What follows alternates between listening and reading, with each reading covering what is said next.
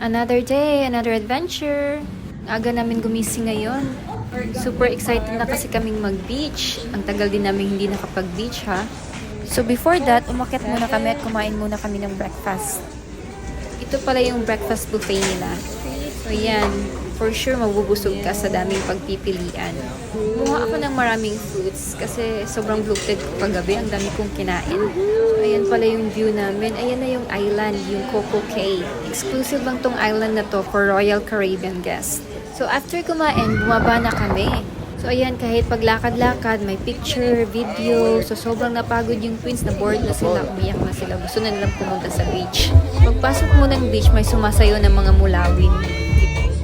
So ayan, nasilayan na namin yung dagat. Oh my God, sobrang linaw. Gustong gusto ko nang lumangoy. May mga maraming souvenir shops ka pala makikita dito sa island. So naghanap na kami ng pwesto para makapagpahinga at makaligo na kami. Sobrang init dito sa Bahamas, parang wala ka sa Amerika. May nakita pala kaming iguana. Akala ko nga laruan lang, kaso nang gumalaw napasigaw kami. So ayan, sumugod agad sila, hindi pa nga nakapagbihes. So ako naman, relax muna. Tapos yan, aura-aura na. So syempre, savor the moment ka talaga. Ayan, take videos and photos as you want. Dapat may pang-entry. May isang nainggit kaya nakijoin na din siya. After niya, nag-lunch na kami. May buffet dito sa island. Hindi ka talaga magugutom. Tapos free yung mga drinks. Ito free to lahat. Kasama na to sa cruise namin. So pag mag-book ka ng cruise, expect ka na lang talaga na tataba ka. Kasi puro kain lang talaga dito. At saka non-stop galaan. After that, pumunta na kami sa water park.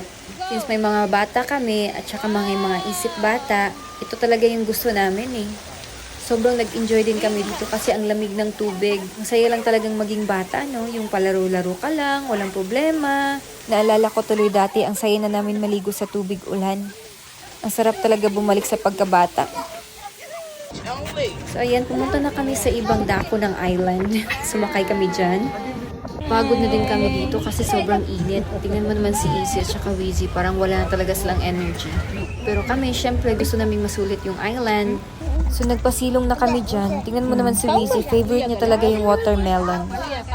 Ito naman si Izzy, low bat na siya. Sobrang sleepy na yan. Sa part na to, may marami kang makikitang cottages at saka mga floating bars. So ayan, lakad-lakad muna ako dyan. Aura-aura, in-explore ko yung island.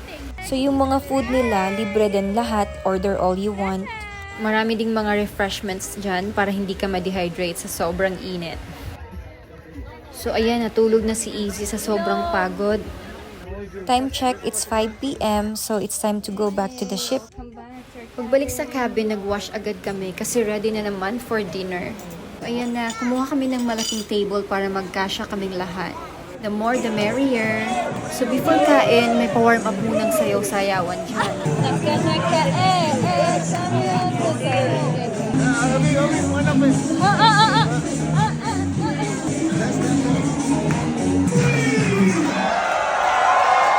Ang saya lang talaga ng vibes dito. So ayan, after ng warm up, kumain na kami. Ito pala yung napili kong starter. Raw beef yan siya na thinly sliced, as in melts in the mouth talaga. So for the entree, umorder na naman ako ng steak, may risotto, fish fillet, and lamb. Siyempre, tinikman na namin lahat. Grabe, ang sarap talaga ng steak, the best. So for the dessert, nag-order kami ng 2 ice cream for the twins. And for myself, nag-order ako ng tiramisu. Tapos na kaming kumain yan, pero sabi ng asawa ko, hintayin ko daw yung birthday song ko. Diba? Walang ka-surprise. Hintay kami na matapos siya magkanta sa kabilang table. Ayan na, kinantahan na niya ako. Na-surprise talaga ako, promise.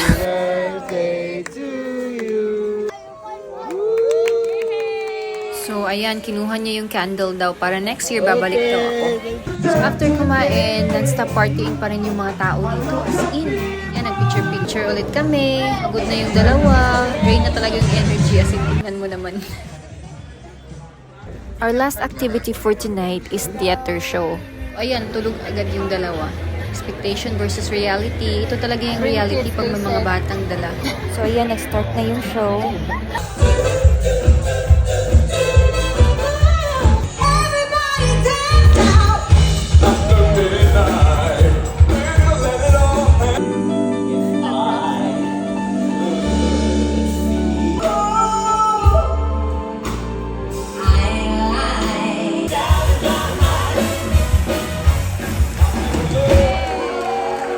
Grabe talaga yung performance nila, nakaka-amaze. Sobrang gagaling nila lahat.